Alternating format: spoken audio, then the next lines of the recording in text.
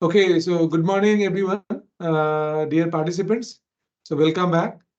Today, this is the fourth day of our short-term course, Fundamentals of Quantum Computing. So in the last 3 days, we have gone through various concepts talked by renowned and distinguished speakers. So today, we'll be learning a new topic on quantum computing uh, that will be presented by Mr. Soikot Basu. So let me introduce him. Uh, Presently, Mr. Soikot Basu is leading the Quantum Computing Research Group at LTI Mindtree.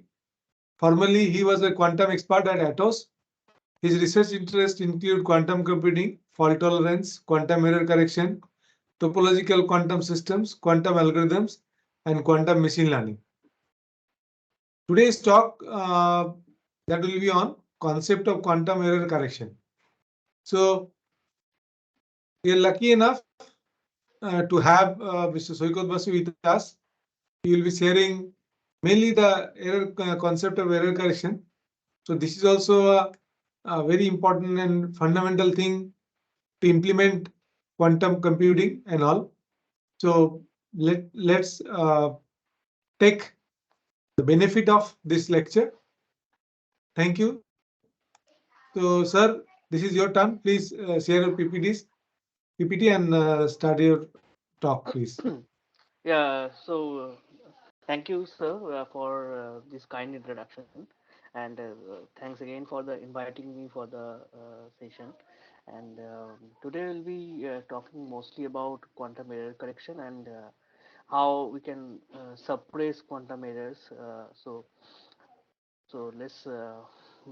let me just share my screen, then we can move forward.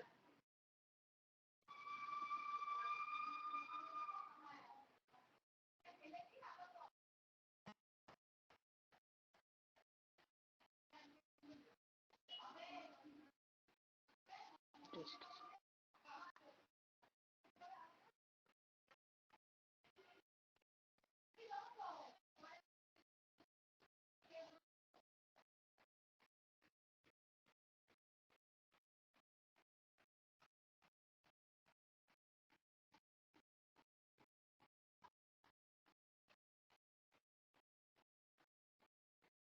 there is some issue I cannot share. I think.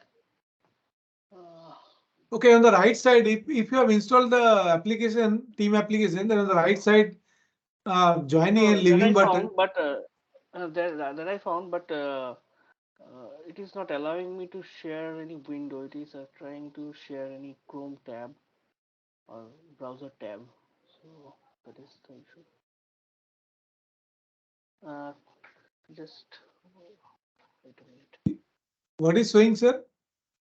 It is basically allowing me to share a browser tab, not any window or screen, any other tab of the screen. Just wait for a minute. I'll just share it in the browser and then be open Okay. from there.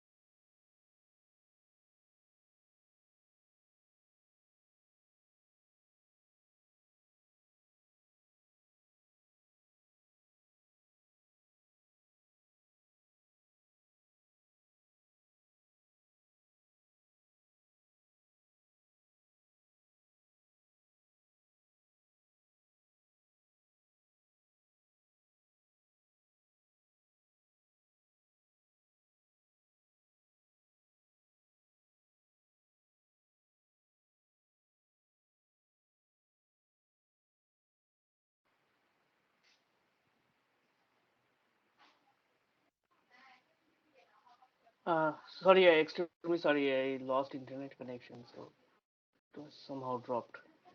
Just a second.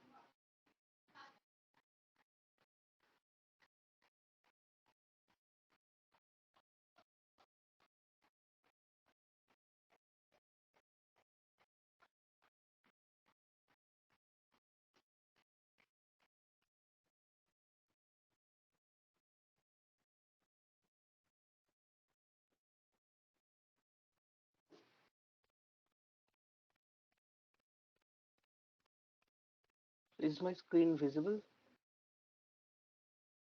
No, sir.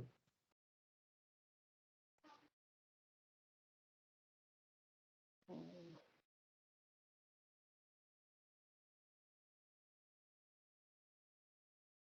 She. Yes, now it is visual, sir. Okay, okay.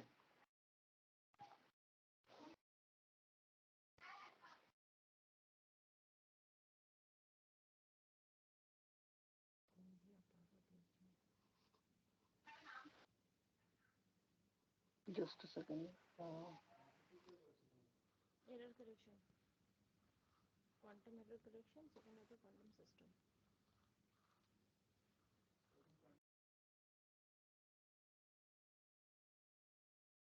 so can you see this in presentation mode, or are you seeing this?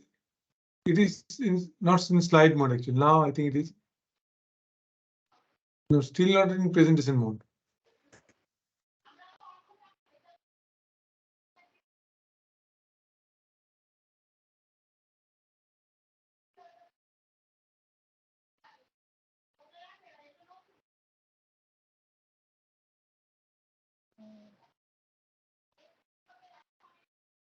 Sir, can you open it? Do you have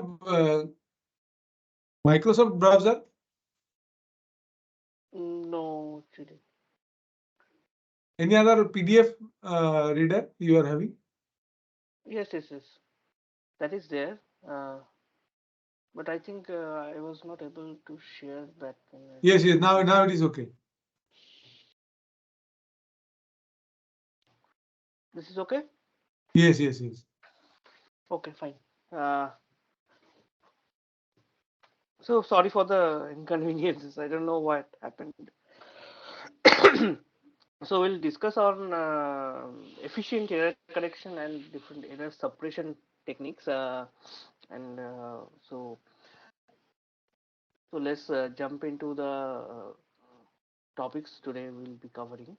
So initially we'll be discussing a little bit about the quantum computing, what is that and what are the different features it has, and why it was needed, and then we'll move forward and what are the with the errors, and what are the impacts of errors, why it happens, and mostly discuss about error correction, and after that we'll be discussing on error suppression techniques. So I think most of the renowned speakers are already discussed about quantum computing and the very basics part of it, and so I'll be uh, rushing through that part. So, and after that maybe we'll be uh, covering into the details of the error correction part. Okay. So so why we need quantum computers? So first of all, there are the transistors today are in the order of nanometer scale. So it is around here in the graph you can see that it is around 10 nanometer, but it is today it is around 6 to 7 nanometer scale, and it is so there is a limit when we can increase the number of transistor in a single chip. So by limiting the number of transistor in a single chip, we are limiting the computation power uh, of a classical system. So this is one point. Secondly, more we integrate transistor in a classical chip, it basically emit a lot of heat. So these two are the major drawbacks of traditional computer what we are presently using. is basically we are limited by the computational power, and additionally we are generating a lot of heat from the while performing uh, large scale computations. So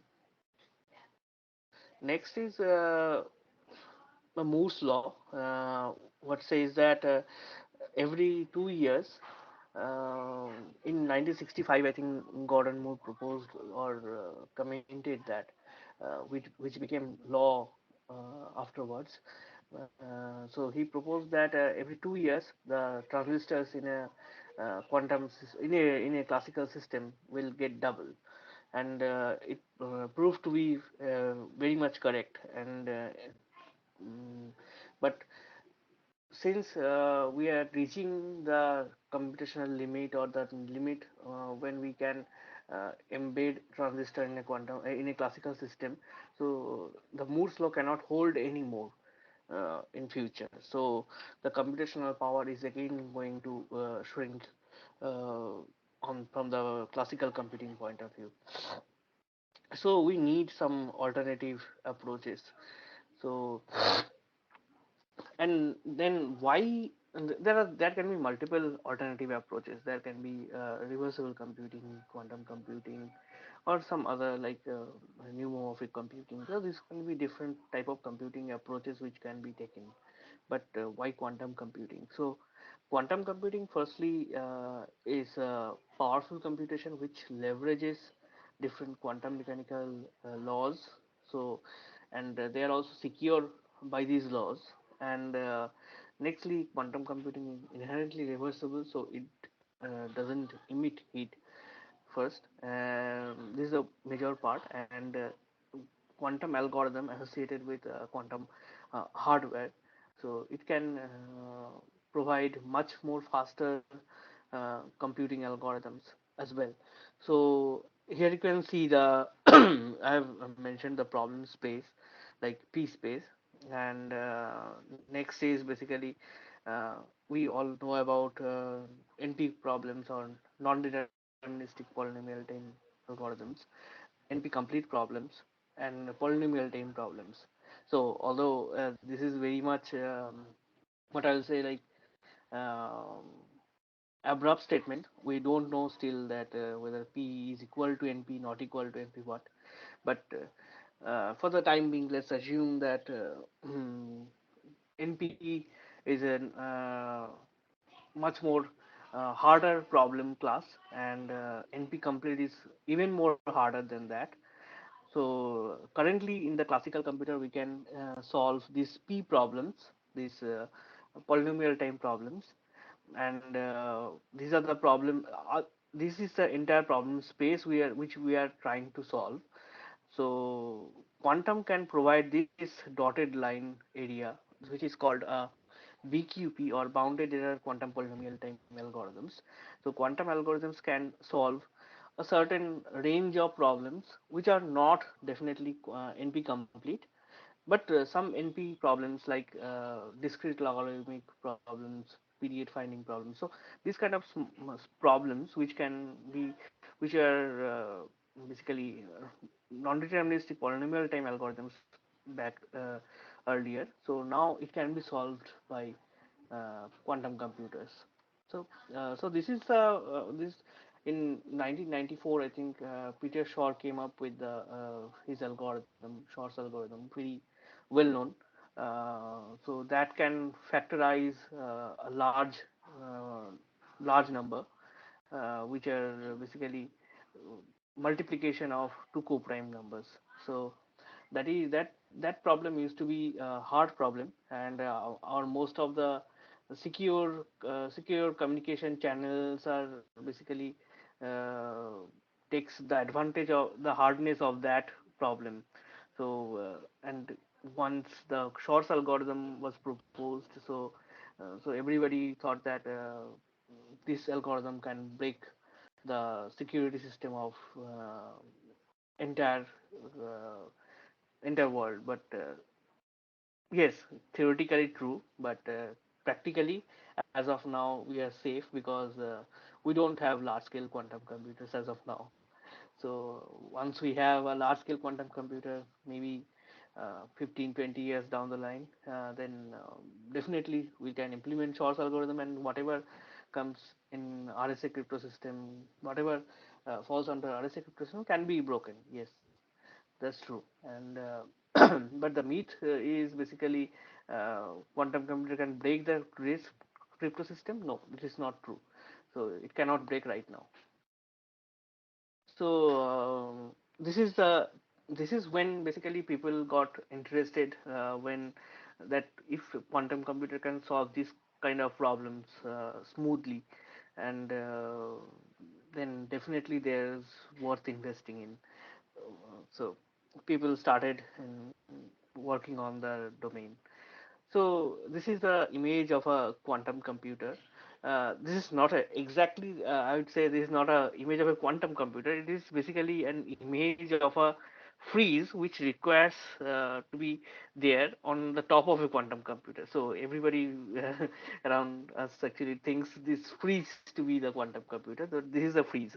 So this is a superconducting quantum computing system, and superconducting quantum computing system requires minus 273 degree uh, Celsius to operate. So and this freeze basically keeps it there, and the chip basically lies just below this freezer. So this is the image I took from IBM. So they are the one of the leading manufacturer of quantum computers right now, and they prepare this kind of systems. So this is the image of a real quantum computer, I'd say.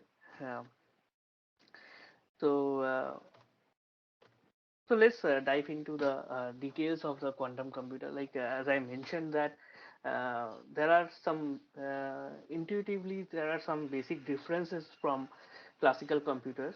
So the classical bit is to be 0 or 1. So it can be either 0 or 1, but a quantum bit can be obviously at 0 and 1, but at the same time it can be anywhere between 0 and 1. So as I mentioned over here, you can see that it can be 0, it can be 1, and it can be somewhere in between 0 and 1. So by this state is basically the equal uh, when the 0 and 1 are equally probable. So so this is the state when uh, so the qubit is a state which basically represent a quantum state, and it basically represents uh,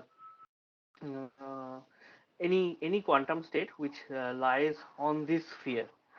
Okay, so it can be 0, it can be 1, it can be anything 0 and combination of 0 and 1.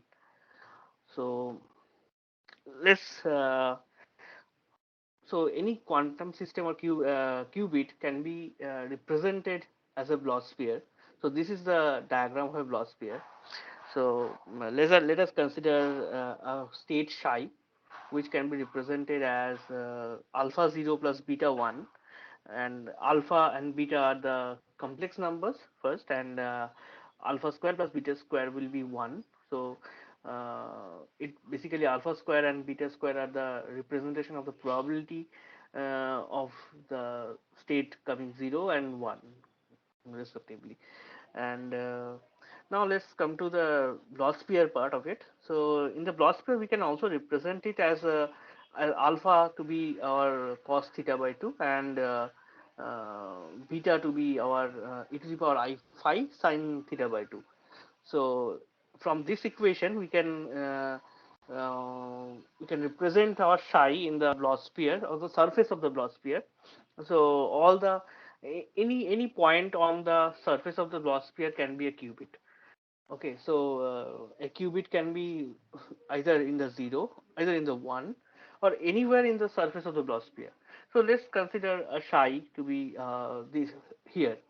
So if this is the psi, then and this is the expression of the psi, then this is the if and this is the angle it is making with the z-axis, and this is the angle it is making with the x-axis.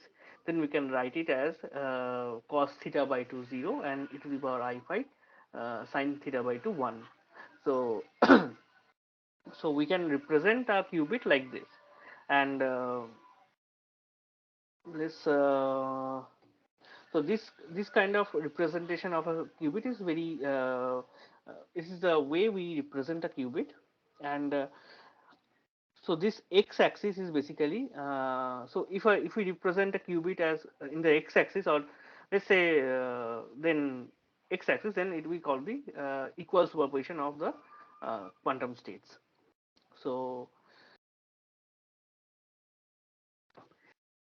if it is let's say 0 plus 1 over by root 2, so by 1 by root 2 it means basically it is, if we consider cos inverse 1 by root 2, then it is 45 degree. So so once we have the 45-degree rotation, or the in the blogosphere, it is basically 90 degree because it's theta by 2.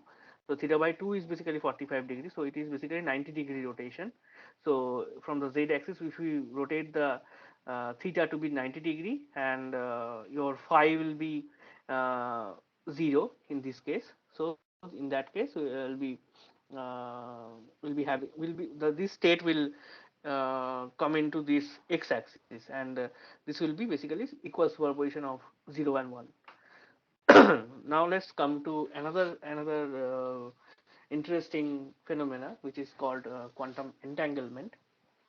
So quantum entanglement is basically uh, here you can say like two particles or two quantum bits or qubits are basically correlated with each other.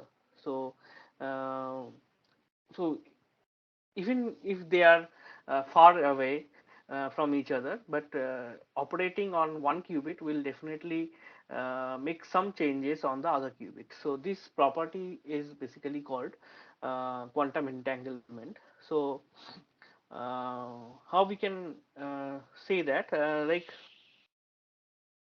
and another property of entanglement is basically here you can see that there is one state 0 plus 1 by root 2, and if you can if you have can have another state like 0 minus 1 by root 2, and if you just product them as a tensor product, so it will be like 0 0 plus 0 1 plus 1 0 plus 1 1, something like that. And you can easily identify that these states are basically coming out from these the 0 plus 1 by root 2 and 0 minus 1 by root 2, these kind of two states.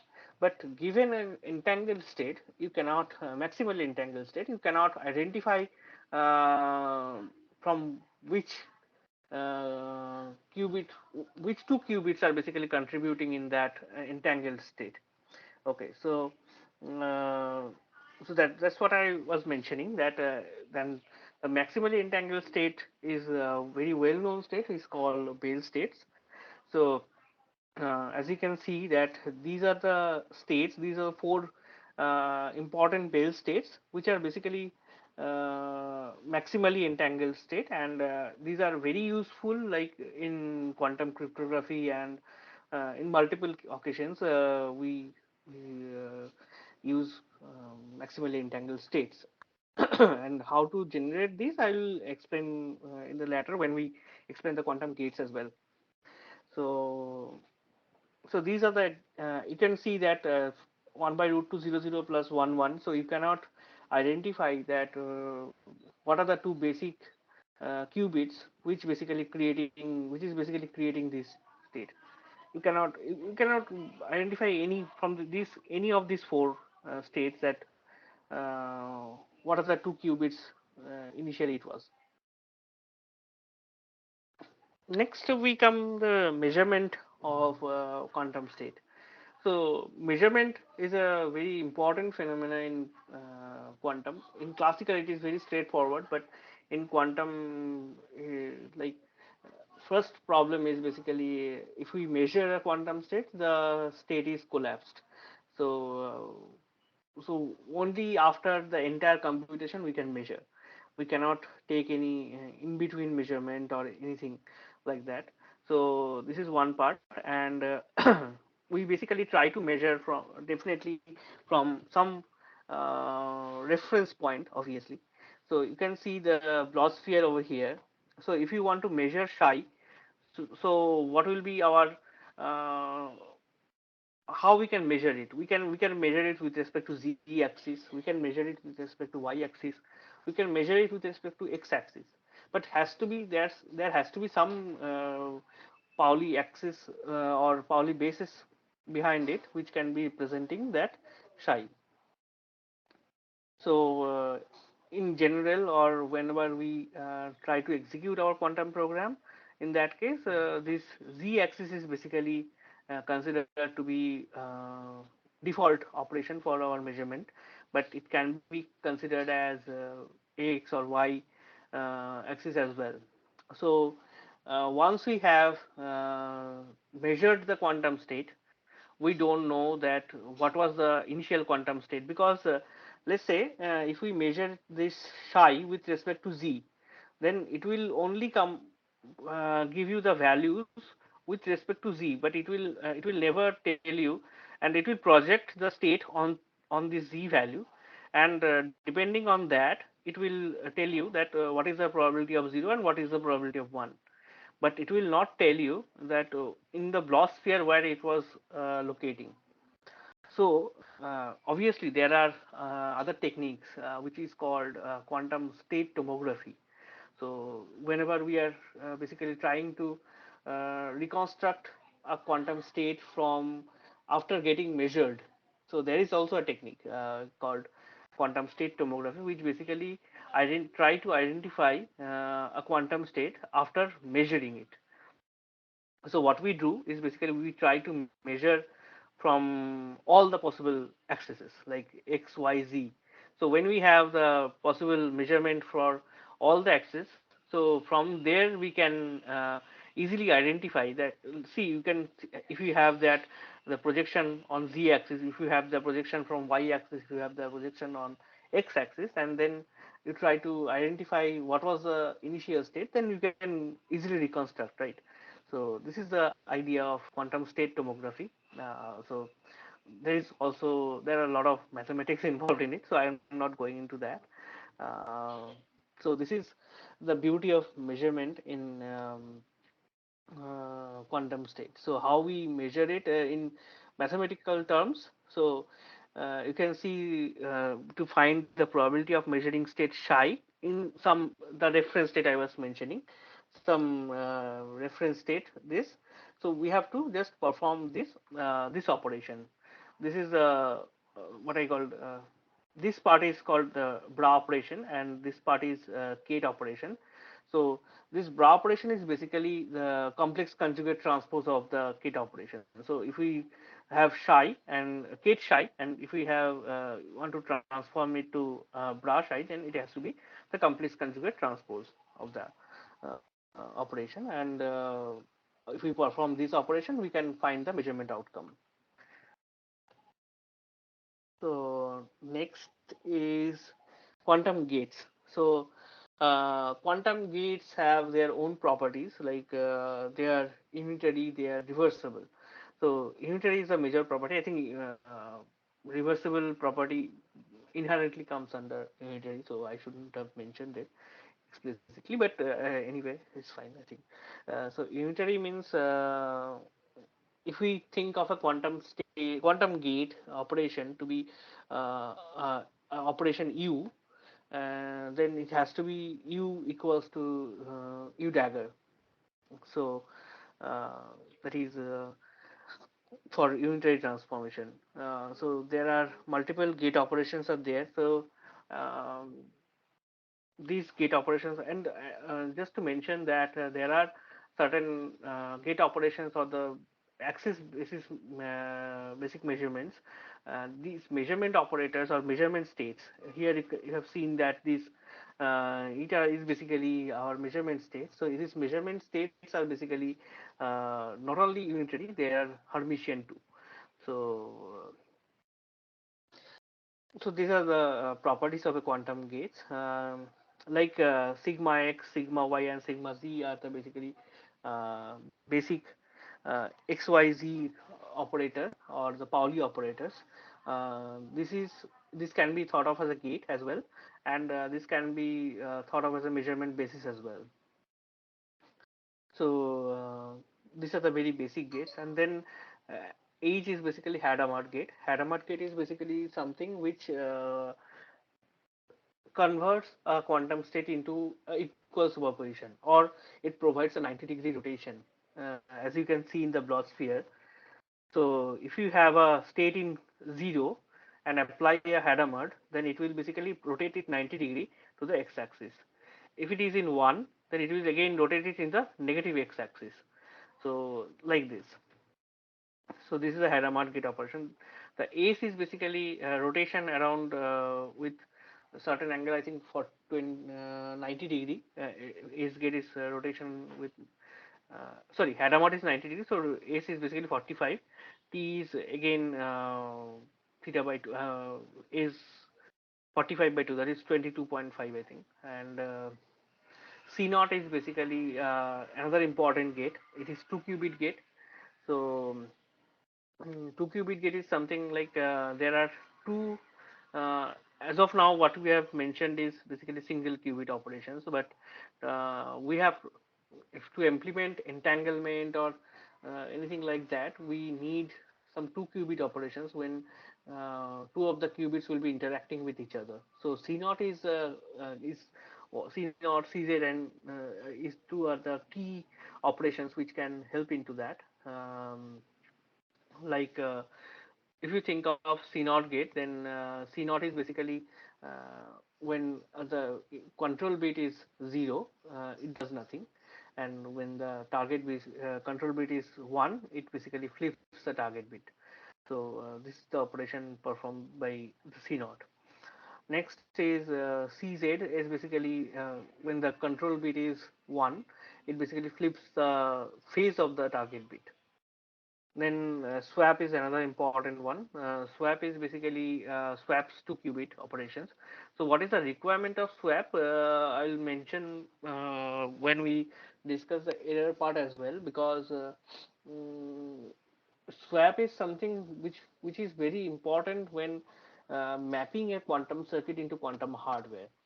Okay, so uh, sometimes it happens that all the when we want to implement a C naught between two qubits while implementing a quantum algorithm, but in the actual scenario, when we map that circuit into quantum hardware, there might not be a connection between the two qubits. So then we have to swap the qubits to the adjacent qubit and then again move back to its original position. So this is the area when swap is very important and essential. Next is Toffoli. Toffoli is a 3-qubit operation. So it basically considers two control bit and one target bit. So two control bit is basically uh, when both the control bits are 1, so the target gets flipped. Then there is square root swap. Then there is inverse swap. So something like that. So these are the all very simple gates, and but up to this point, these the gates mentioned in the first row are the most important ones, I would say. And next is the parameterized gates. So in present day, quantum algorithms are getting developed in different parameterized one. Like present day, we are having algorithms like variational algorithms or uh, quantum approximate optimization algorithms. So these algorithms are basically makes use of parameterized circuits, and based on the classical feedback, it basically tweaks these parameters. So in this way, it is basically creates hybrid approach in the algorithm itself. So this rotation around x, Rx is rotation around x-axis, and Ry is rotation around y-axis. Uh, Rz is basically rotation around z-axis, and Cp is basically controlled phase. It basically uh, it takes an angle, and from the uh, from the quantum computing user, and when the control bit is 1, it basically rotates it around z axis, and with that angle. So it is a controlled phase. And UGate is something which used to be there earlier, but in IBM systems. So this UGate basically can implement all the RX, RY, RZ, Hadamard, all the gate operations. But now I think IBM has removed their UGate, or the universal gate operation. So now they are focusing on mostly these kind of gate operation what we have already mentioned. So just to go into the C naught part, what I have already mentioned, let us see that the C naught is in the circuit. C naught is represented like this. So this is basically a control bit, and the bottom one is basically the target bit. So if the control bit is 1, it is flipped in the so you can see this operation. So 0, it does nothing, it passes through, and for 1 it basically negates. And this is the matrix operation for the C naught gate operation. Next we'll mention the Pauli operation. Mm, so Pauli is a very important gate. We'll uh, we'll see in the latter phase of the error correction one as well. So sigma x is basically our simple NOT operation, what we are very much familiar in digital electronics. So it basically flips a bit. So if it is given 0, it uh, converts it into 1. If it is 1, it converts it to 0. Then let's come to Z, then I'll come back to Y. So Z is basically, you can see that there was one in the quantum state of this. So there were one alpha 0 plus beta 1. So if we apply Z operation on this, so then it will, the 0 will be unchanged and the phase of this 1 will be shifted. That means the new state will be alpha 0 minus beta 1. Okay, so this is the operation performed by Z, and the Y is the combination of Z and X. So when the beat is flipped, as well as the uh, phase is also flipped. Okay, so oh, sorry. Next comes the Hadamard one. As I mentioned that if we have a 0, Hadamard basically rotates its 90-degree and makes it equals to a position of 0 and 1. So you can see 1 by root 2 0 plus 1, and if it is 1, it again rotates it to the minus x-axis. So this is 1 by root 2 0 minus 1. So if we have a random value, random state, then it will also again move it to 90-degree around in the Bloch sphere, and accordingly it will create. So you can see the Bloch sphere over here. So these Bloch spheres are basically generated from IBM's Qiskit, and this represent the Hadamard state after operating on 0, and this represent the Hadamard state after operating on 1. So if the initial state is 0, then this will be your outcome, and if it is 1, this will be your outcome. Now let's dive. So far, if you have any question, please feel free to ask me. And next, we'll be covering the error part.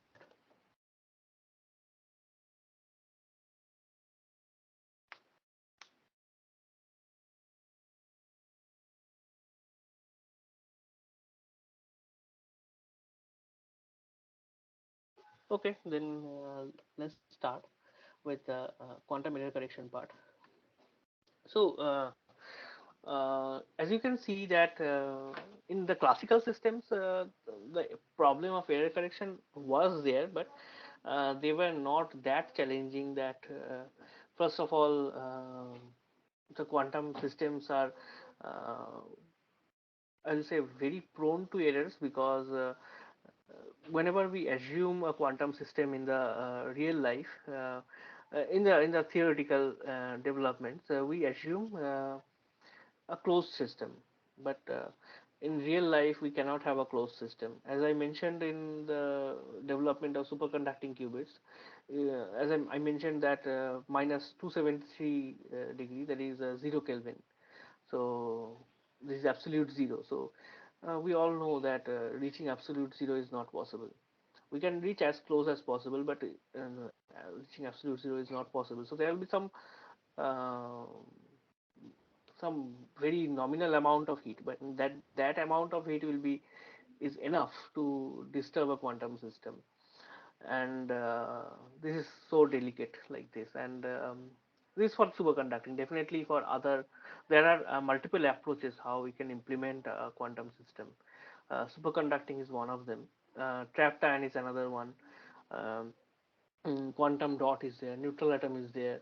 So photonics is there. So there are a lot of approaches how you can implement a quantum computer. um, so even with all the approaches, there are different ways of getting error, getting the noise from the environment. And once the quantum computer has the noise from the environment, it reacts to that noise, and uh, different operations are automatically performed due to it. So the errors can be due to both noisy gate operation, even a quantum state which is not doing anything, kept in idle mode, also gets decohered after some time. Okay, so this is another challenge, that we cannot keep a quantum state in its original state. Or maybe suppose we have computed certain things and we want to keep it as it is. So after some times the state will be um, uh, somehow decohered. Or let's say if you have computed a quantum state to be let's say 1, or not, let's assume 0 plus 1 by 0 plus 1 over root 2. Then after some time you came back and you try to see that what is my present state, and that state gets decohered to 1 or 0, anything. So your computation will be lost, right? So there is this challenge is there. So decoherence is this part, so which basically tells us that we cannot keep a quantum system for longer period of time. By longer period of time means in present scenario, this time is around mm, few hundred microseconds, I think. Hmm. It's 100 or 120 microseconds for based of the hardware. So, and the gate operations usually take some nanosecond time, like few hundred nanoseconds. Is taken by the gate operations, and the decoherence time is in the microsecond range. So you can see that I know that there are certain operations you can perform definitely, but uh, once you are reaching that decoherence limit, you have lost all the information. So all the computations you have done is lost, kind of thing. So so this is the challenge in present day quantum computers. So firstly, it is difficult to scale. So in present day, I think IBM has 133 qubit quantum computers. And one recent announcement from Qubera, which is a neutral atom based company. So they have announced 1000 qubit. So but I haven't tested it yet. uh, yeah, IBM's 133 I have tested, but I haven't tested the neutral atom one. So they just recently announced. Recently means I think last week. They have announced 1000 qubit system. Um, but still, uh, that 1000 qubit, that is one part. Scalability is one issue, but getting the uh, or getting the decoherence time higher is another issue. Like even if we have multiple qubits or huge number of qubits in a quantum system, if we cannot perform, let's say, thousands of operations in a in a single circuit, then we cannot do a significant amount of computation. So this is another challenge. But there are error correction techniques which are basically very important, but there were some challenges in error correction as well. First of all, there is one principle called no cloning principle. So in classical error correction, there is a very well-known strategy, like whenever we try to uh, correct errors, we try to repeat a single bit with multiple bit operations. And based on that repetition, we calculate the error. See, uh, so this is one approach. So this cannot be directly taken because of no cloning principle, that we cannot copy a quantum system or quantum state. So this is, if we copy, then it will be like destroyed. So next is measurement destroys the quantum coherence of a state. I have already mentioned that if we measure it, it gets collapsed. So we cannot check every time when a quantum uh, state is going through an operation, that whether there is an error or not. So you cannot check directly. You cannot check and then put it back. It's not like that. Then there is another possibility that um, in the C naught operation, you have seen that this is the C naught operation. So you can see that if there is an error in this qubit, that is fine. It will be propagating through this qubit. But what if there is an error in this qubit? If there is an error in this qubit, it will get not only propagated to this qubit, it will also affect this qubit, right? So there is a possibility of propagating errors. So this is another challenge for quantum computers. So the error correction is not very easy and straightforward, but luckily we have certain error correcting codes. One proposed by Shor himself in 95, I think, and another one by Steen, 96, Laflamme again in the same year. So let's go into the different errors what can occur in a quantum system. So psi, as we know, is a quantum state, alpha 0 plus beta 1. You can represent it, and let's say we have a bit flip operation or bit error. So if we have a bit error, then our 0 gets flipped to 1 and 1 gets flipped to 0. So this alpha 0 plus beta 1 gets turned into alpha 1 plus beta 0, like this. So it's kind of a not operation, let's say. So there is another phase operation, phase error, which is basically alpha 0 plus beta 1 gets converted into alpha 0 minus beta 1. And so I think these two operations are familiar with you. Already I have mentioned that these two operations are very similar to the sigma z and sigma x, as you have seen over here, this sigma x and sigma z. These two are the same operations, right? So this bit flip and phase flip error are basically implementing these two operations. And if there is any arbitrary error, we can mathematically represent that arbitrary error in terms of this bit flip and phase flip. So in mathematical terms, I would say just this Pauli series, or this sigma x, sigma y, sigma z, along with an identity, it forms a super unitary group, or SU2. So it basically spans all the unitary operations. So given any arbitrary, so any quantum operations has to be unitary. So if you given any unitary operations can be linearly decomposed using this bit flip and phase flip, right? So this is the, so if we can correct this bit flip and phase flip, we can correct any arbitrary error. Okay, so this is the uh, part when we discuss about how we can correct each of these error. So let's come to the bit error part. So we, let's say we encode the circuit using some, say shy is my bit operation, and we cannot tamper with shy.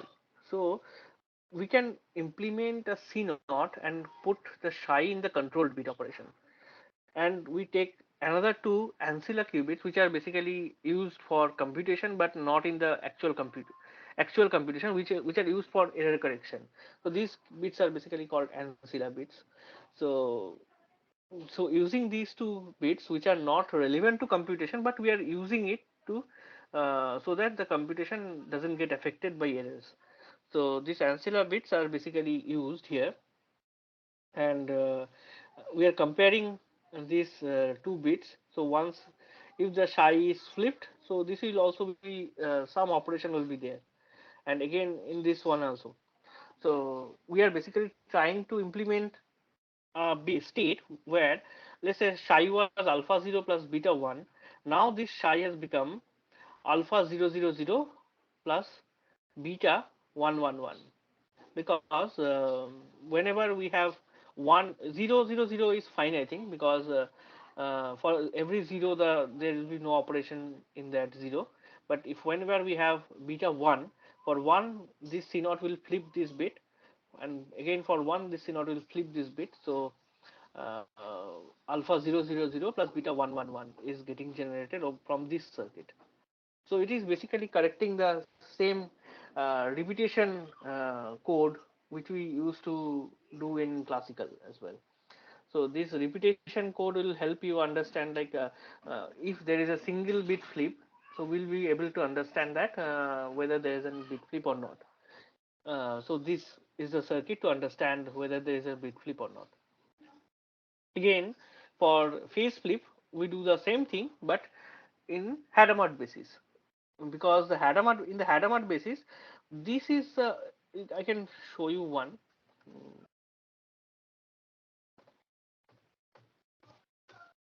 So whenever you are in the Z basis, the Z basis is basically 0 and 1. In the Z basis, if you are performing bit flip, that means 0 gets flipped to 1, 1 gets flipped to 0.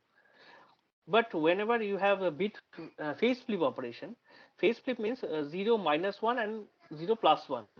So this is basically the basis of this operation. So 0 plus 1, and this is 0 minus 1. So if we think of Hadamard operation, so Hadamard, what Hadamard does is basically flips 0 to x and flips 1 to minus of x. So when we are applying Hadamard, our basis of the basis is getting shifted to x axis. From z axis, our basis is getting shifted to z axis. So this operation followed by a basis shift will do the same thing as this, but in the other axis.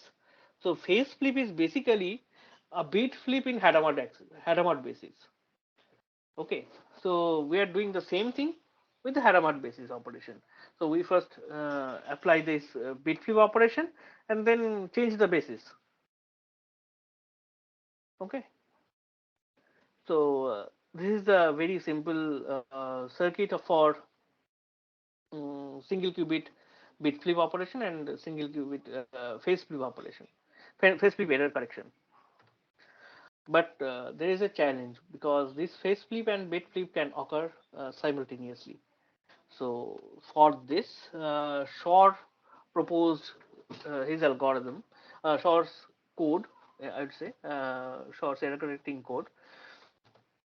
So what he does is basically he encoded a single qubit in a 9 qubit code. So this logical zero, you can see that initially with this repetition code, your state 0 was encoded with 0 0 0 and 1 was encoded with 1 1 1. Now you have your 0 encoded as this. So this means basically it is repeated 3 times. and these 3 means it is repeated 3 times. So there's no space to write this 3 times, so I mentioned like this. So this is the circuit, very similar to the repetition code, but this one is combined like this. And so this is the 9-qubit short code, which basically combines the two repetitions codes what I have mentioned in the previous slide, and it basically captures both the information together. So now you can encode 9 qubits.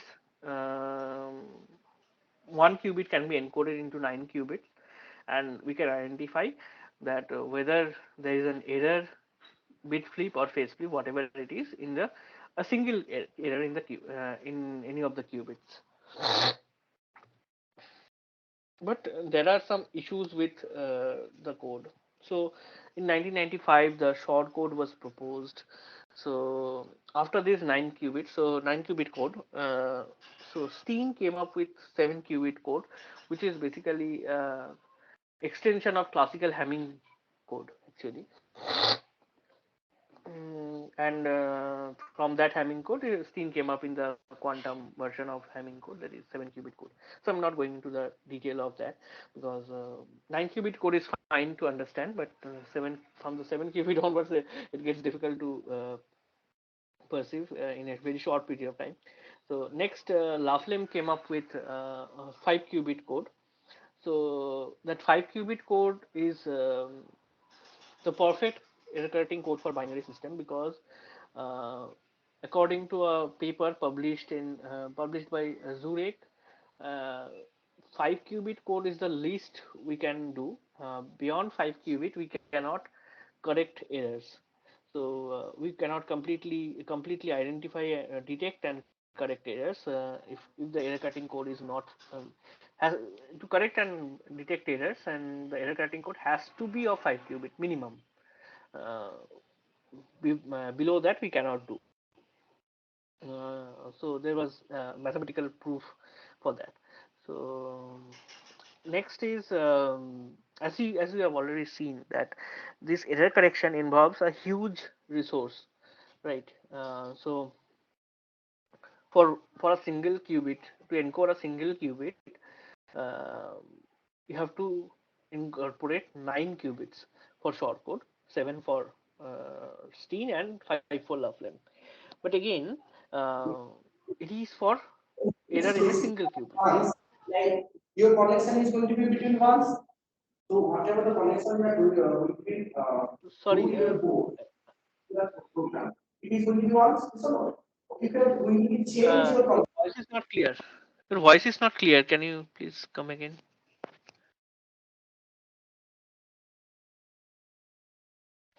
Sorry. Sir, please go ahead. Somebody just switched on the microphone. That's why noise was coming. Okay. Thank you.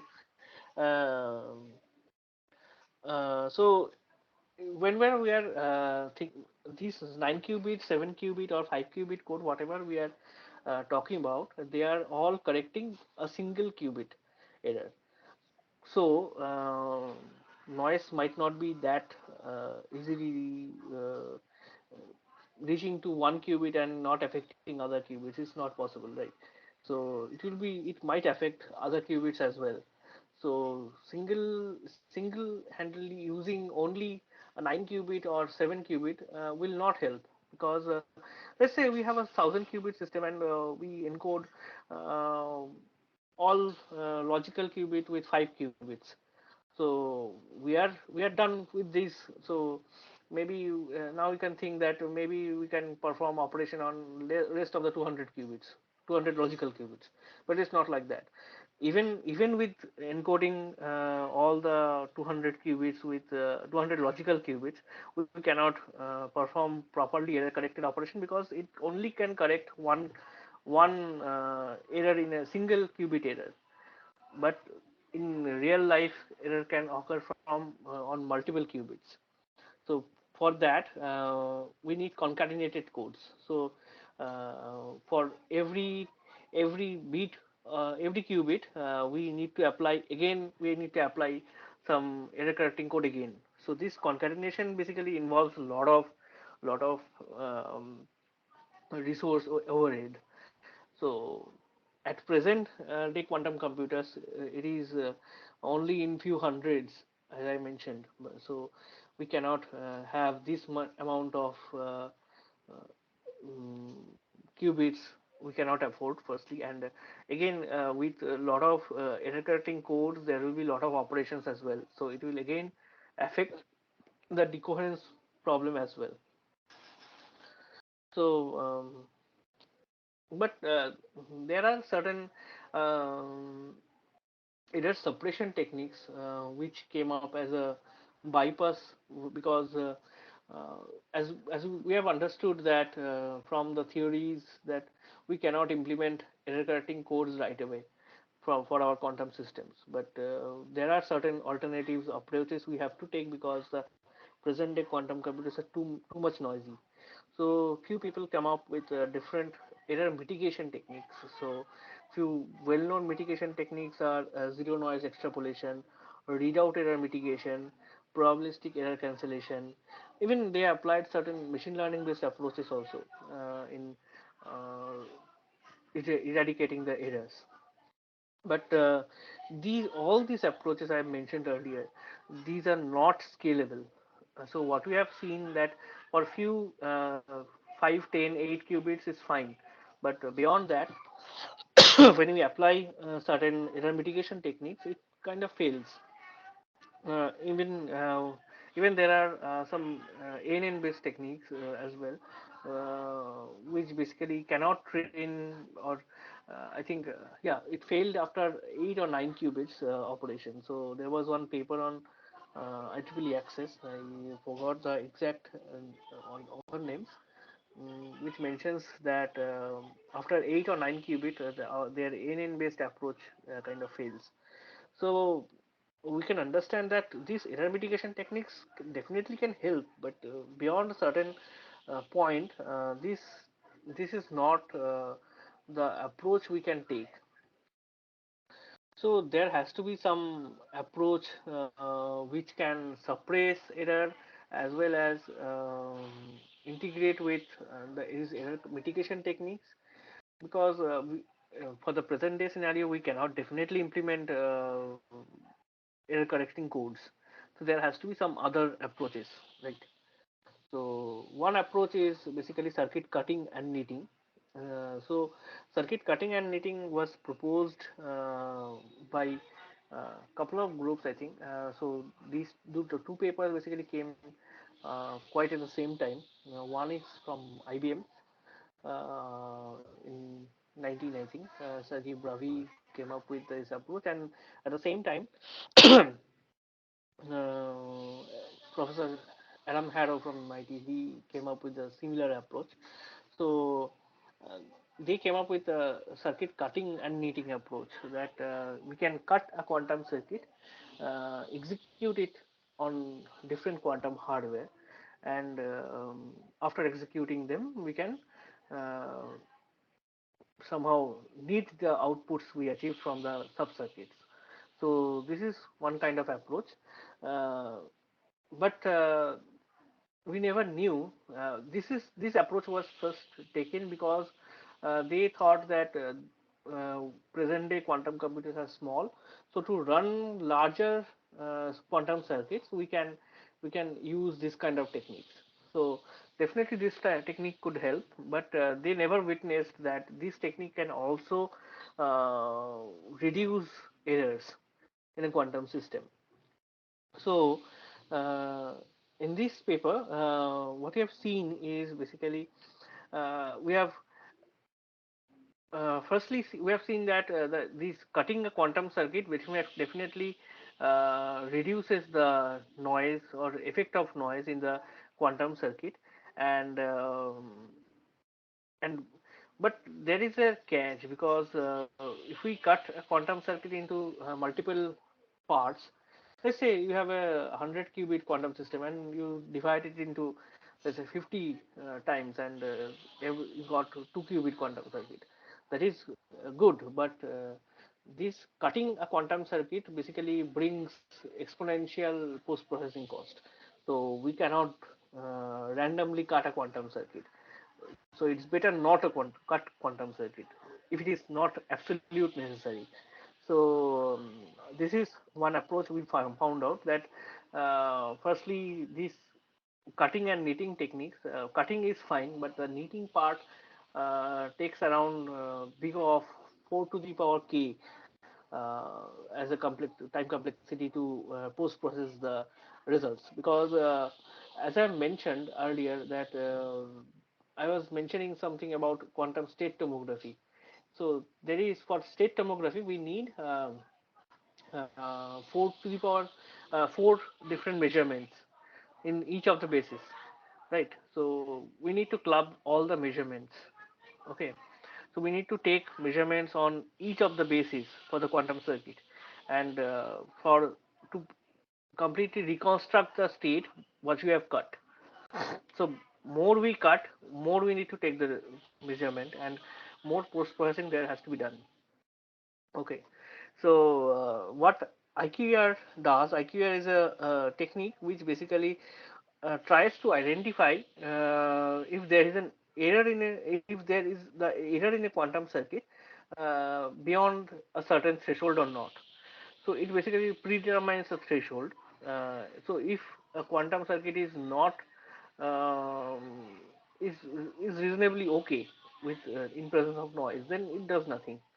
So if it is not, then it predicts using a using a machine learning based approach, classical machine learning approach, that whether a quantum system, how much a quantum system is affected by noise. So if it is beyond, let's say the results are too worse that we cannot understand, then what it does is basically it cuts the circuit into two parts. It's not cutting into multiple parts, it's cutting into two sub circuits, and tries to see that whether whether the two sub circuits again uh, fits our threshold criteria. If it is fitting, then it is going to execute in the hardware, and if it is not, it is going to cut it again. So kind of a iterative approach, but what we have seen from this is basically um, after employing that, though we have multiple, uh, the overall execution time of the quantum circuit increased. Definitely it will, because there will be some classical post-processing part in it, associated into it. But uh, the results what we have achieved. So fidelity is one kind of a measure of a quantum state, how we measure the accuracy. So we have achieved much better fidelity in terms of when we execute it directly in the quantum hardware, or and when we execute in the this tool and cut it and execute in the same hardware. So we are executing in the same hardware, but after cutting. So the overall fidelity or the accuracy of the state improved significantly. So that we have seen. So let me just tell you the brief idea of how we are cutting the quantum circuit. So if you can see this, if you just think of these boxes to be your 2-qubit gate operations, okay? And let's assume that this is the line, dotted line is basically from where we want to cut the quantum circuit.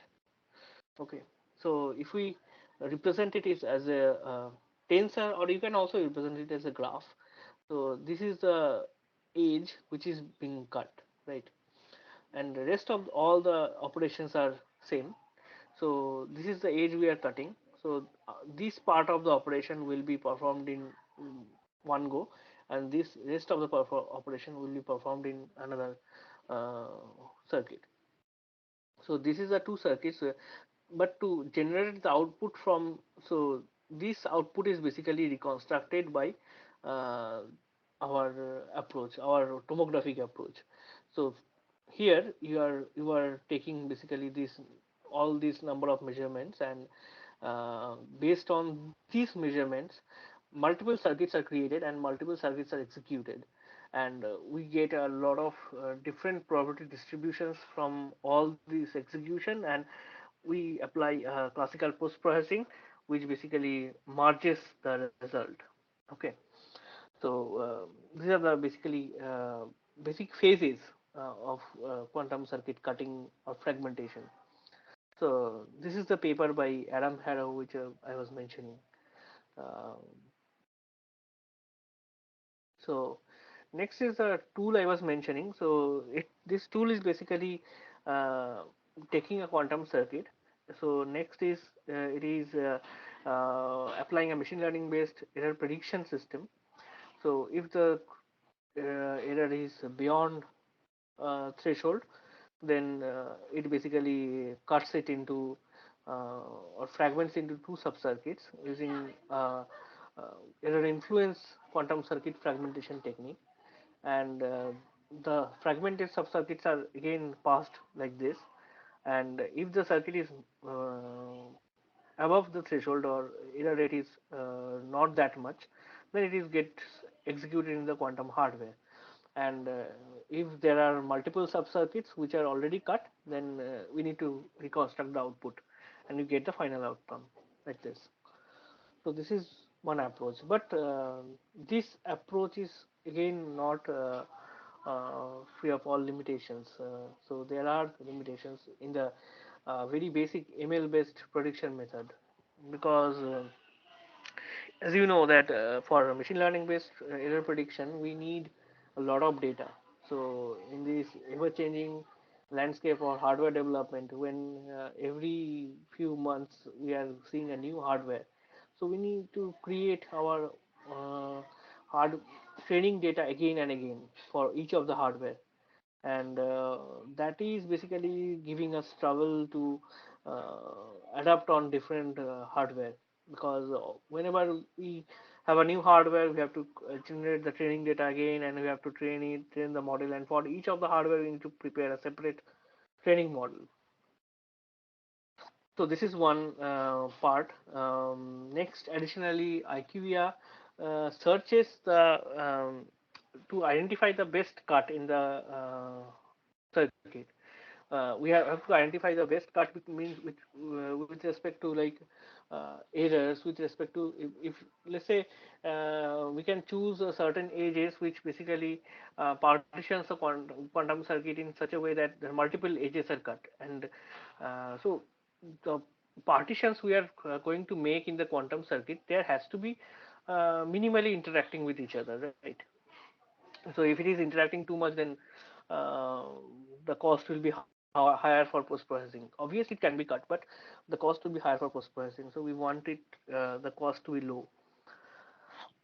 Next, so this exhaustive search by IQER is not restricts its scalability. So in IQER we have seen that they are restricting it uh, in a by a cut size by the user. So user has to provide a cut size by which it is getting limited by um, when we're allowing the cut size, it means if we have a larger circuit, we cannot cut that using this technique. So so we need some alternative of this. First, this ML based approach, and next is we need some efficient graph partitioning technique. I think this is a well researched area um, due to some VLSI or other techniques, and some graph algorithmic developments are already there. So efficient graph partitioning technique has to be incorporated such that we can cut and efficiently the circuit. So next is another approach came in, like which is called FRAC-QC. It is basically uh, which basically considers hardware information along with the quantum circuit success, and it calculates the success probability. The success probability means it is basically estimates the success probability based on different hardware information. So this hardware information depends on multiple things, like there are multiple hardware parameters, I would say. So maybe after the presentation, I can show you what are the parameters I'm referring to. So there can be multiple parameters of a hardware. Uh, so these parameters are considered, and based on this parameter and based on the parameters of the quantum circuit, it basically calculates success probability of the circuit without explicitly executing in the hardware. So based on that success probability, if that success probability is good enough to execute in a hardware, it basically executes. If it is not, then it has to cut. So it is proposed there that error efficient cut searcher. So so this error efficient cut searcher is in the right side. So it takes a hardware information and a quantum circuit as well. Next, it converts this hardware information into doubly weighted graph. Doubly weighted graph means when both edge and vertex both are both have some weight. So so this is a novel representation, I think, because this representation helps your quantum circuit to represent their connectivity as well as the error information, and based on that, it basically applies different cutting techniques. So there are multiple cutting techniques they have employed on quantum based approach as well. So this quantum based approach means quantum annealing based approach. So in the optimization type of problems are most suited for annealing based approach. So they have employed multiple um, cutting schemes like classical schemes like mm, multi-threaded Karlsruhe hypercube partitioning, then um, H-matrix, next is genetic algorithm, uh, then I think if I'm not wrong, then they have also considered Cunningham-Lin, PDS, Matthias, or FM algorithm. So they have considered multiple classical approaches as well as quantum annealing based approach. So so based on that, it cuts the quantum circuit into two sub-circuits, and again runs it into the hardware. So this is a overall block diagram, like how you can execute a quantum circuit in FRAC-QC. So what we have seen is basically after deploying FRAC-QC, the overall results are drastically improved.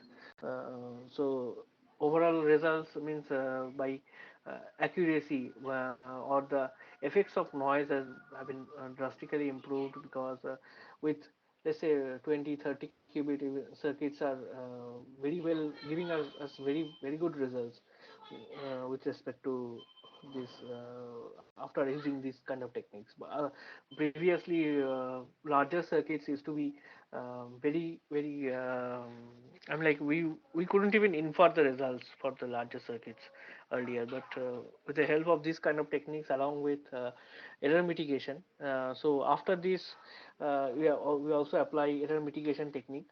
So these kind of things will is basically helping us in some way. So next, let's come to the conclusion part. So in spite of the immense potential, as I've mentioned, the error poses the biggest obstacle as for quantum computing in its road to success, because once we have a error correction implemented in a quantum circuit, then there is no stopping it from coming into the industry scale problems, or solving or using it into the production for client based projects as well. So but still I think in the roadmap of IBM in 2028 2029 they plan to integrate error correcting codes like LDPC codes are basically low density parity check codes. I haven't mentioned them because they are still complicated to discuss in a small discussions like this. So, so they plan to incorporate this kind of codes in the near future when they plan to scale the quantum hardware into like in thousands or 10,000s or even more. I think they planned on more than 10,000 qubit system. So, but again, this 10,000 qubit system is not a single chip. They are using this kind of circuit cutting techniques, and they are basically trying to use distributed computing approach to uh, implement these kind of bigger systems. So now, recently IBM have proposed their 1121 qubit system, which is again uh, combination of their Heron processor. Heron is basically 133 qubit system.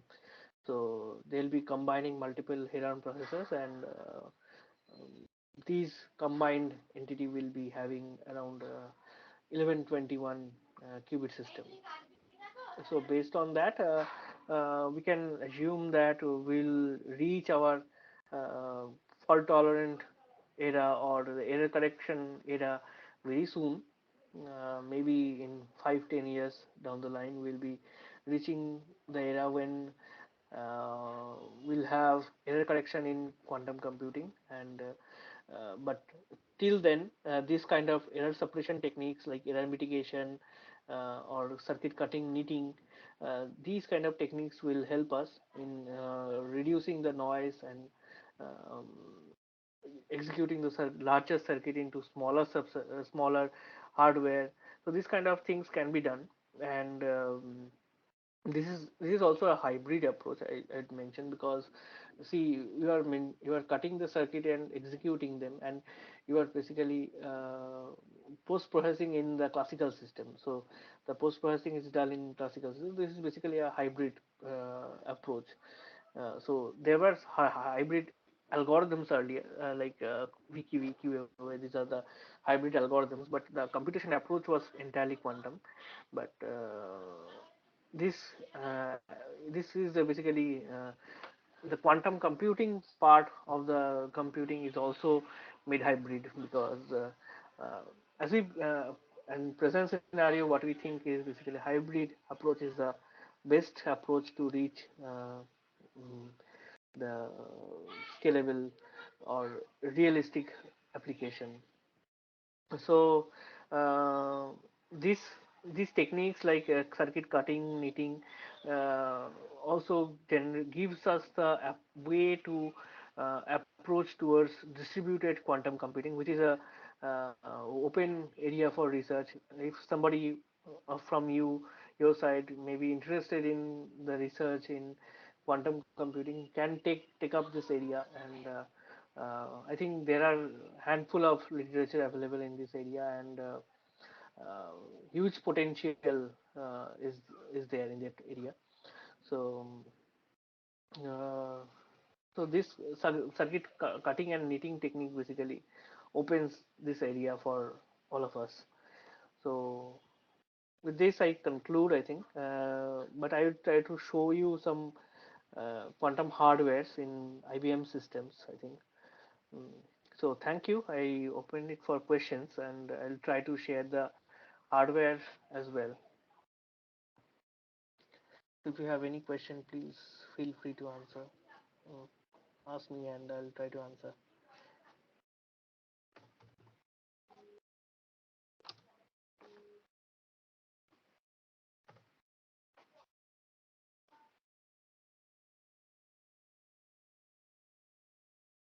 So participants, if anybody is having any query, any question, please come forward.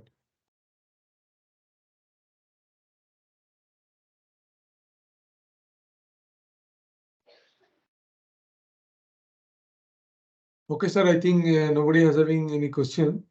Please go ahead with So your. let me just Yes, let yes. me just show you the IBM hardware as well. So uh, just stop sharing to share the other page. Can you see my screen? It's visible, sir. Okay, so you can see there are computing systems. Let me click on all systems. So these are all different quantum computing systems. So this Torino is basically Heron processor, what I was mentioning, this Heron R1 processor with 133 qubit. So again 127 qubits are there. So 133 is the highest one, I think, today. And so let's explore this hardware itself. So so as you can see that there are different error rates mentioned. So EPLG is basically error per layered gate operation for a 100 qubit chain.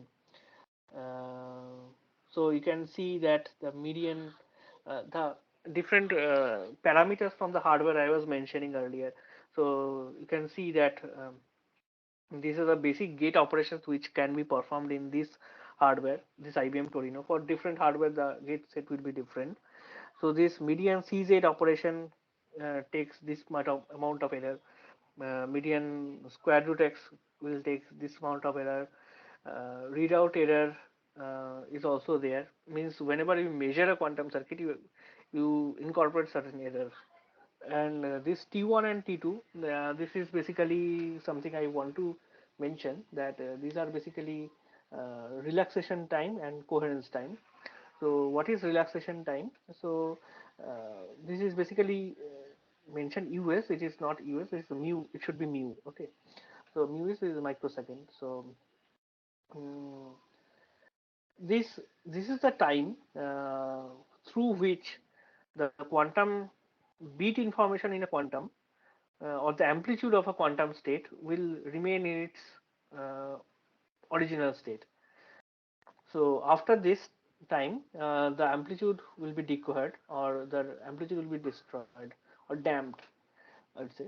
And in the this is a T2 is basically the coherence time. So the angle you are mentioning, that I was mentioning in the discussion, that there there are certain uh, phase associated with the quantum state. So after this amount of time, our phase of a quantum system gets destroyed. So this is a median value. For each qubit, the values will be different. So this is the layout of the qubit. I was also mentioning the swap gate operation. So let's say we want to perform a CNOT operation between qubit 12 and 31. So there is no direct connection between 31 and 12, right? So we have to then swap this 31 or 12 to this 18, and then perform the operation, because now it is neighboring, and again go back to the earlier state. So this is the kind of scenario, uh, and this kind of layouts are there for all the different hardware. So this is for Torino. So for different hardware, the layout will be different, and the connections will be different. So um, I have mentioned one approach for error suppression. Another approach is also there, like efficient placement algorithms is also there. Like how we place your quantum circuit into this quantum hardware is also a point of concern, and this is basically leads to another critical problem of subgraph isomorphism. So so this is the kind of thing I wanted to show you. I think this that will be all from my side. If you have any question, then Okay, so thank you. So I have one question. So yes. actually, for classical computer, we say that it's a 32-bit computer or 64-bit computer. So what you're talking about, that IBM has come up with a 1000 qubit or more. So Mhm. what does it mean actually? Like, is it that one particular value could be represented by that number of bits or something?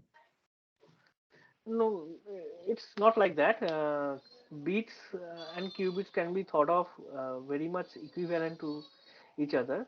And let's say if we have a 100 qubit system, then there are 2 to the power 100 amount of computational space you have. Yes. So 2 to the power 100 is the maximum amount of computation you can do in that, or the search space you can enter that is basically 2 to the power 100 if you have a 100 qubit quantum system. So this Okay. is the idea. So now actually, but this is it is 2 to the power something because that we are having two basis states. But if we have more number of basis states, then it could be more